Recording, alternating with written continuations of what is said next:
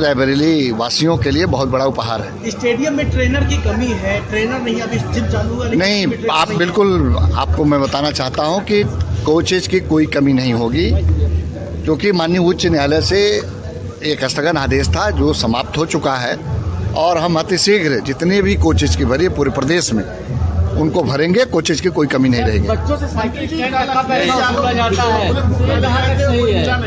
बच्चों से देखिए, जो स्टेडियम में जो लोग नियमित रूप से पंजीकृत होते हैं उनके शुल्क लिए जाते हैं, उनके शुल्क लेने की व्यवस्था है। जो अलग अलग खेलों के लिए अलग अलग शुल्क के निर्धारित होने के जो नियमित रूप से आते हैं।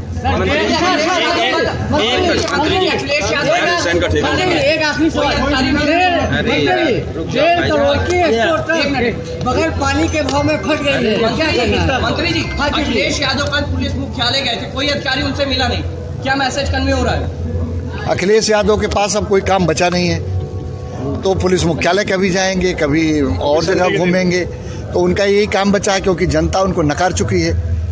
अब उन जनता का जनादेश उनको मिल नहीं रहा है, तो इसलिए वो अब कभी ईवीएम पर भी दोष देंगे, कभी प्रशासन पर भी दोष देंगे, तो उनका ये तमाम तरह का हथकंडा चलता। मैं आपसे इस बात को जानना चाहता हूँ। एक मिनट, बात तो सुन लीजिए पूरी। आप कभी कभी जब जीत जाएंगे तो वहाँ का ईवीएम ठीक हो गया, मैनपुरी वाला, इसमें ईवीएम को दोष नहीं दिया, प्रशासन के दोष देते हैं। तो प्रशासन जब 2012 में सत्ता में थे तो 2014 में लोकसभा चुनाव हुआ, भारतीय जनता पार्टी 73 सीटें जीती, उनके हाथ में था प्रशासन और ईवीएम दोनों थी, थी कि नहीं थी। फिर जो है 2017 में जब चुनाव हुआ तो उनके मुख्यमंत्री रहते हुए 325 सीट हम लोग जीते। फिर 2019 में जब चुनाव होता है तो बुआ बबुआ दोनों लोग मिल के चुनाव लड़े, फिर भी हम 64 सीटें जीते।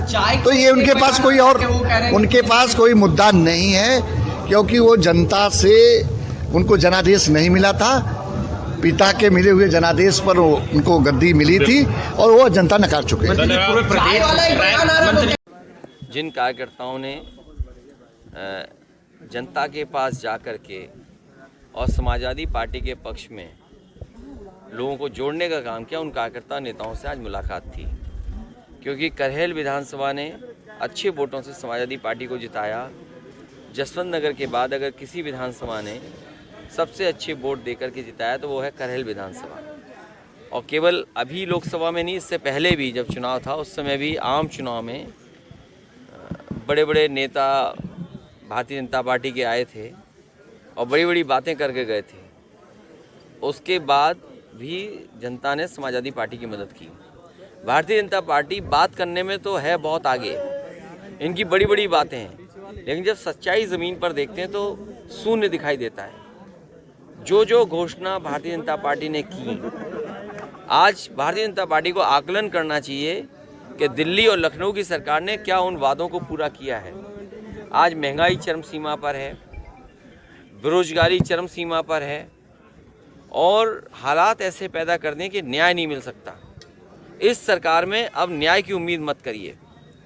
अधिकारी और कई ऐसे लोग हैं जो कुर्सियों पर बैठे हैं, वो भारतीय जनता पार्टी के कार्यकर्ता या पदाधिकारी बनकर के फैसला ले रहे हैं।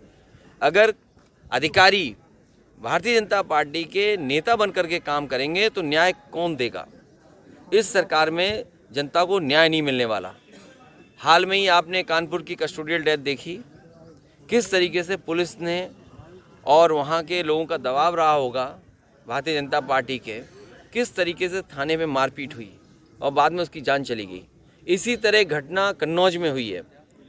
कन्नौज में जो घटना हुई है उसका अगर दोषी कोई है तो वहाँ का विधायक, जो महिला विधायक हैं वो, और जिलाधिकारी।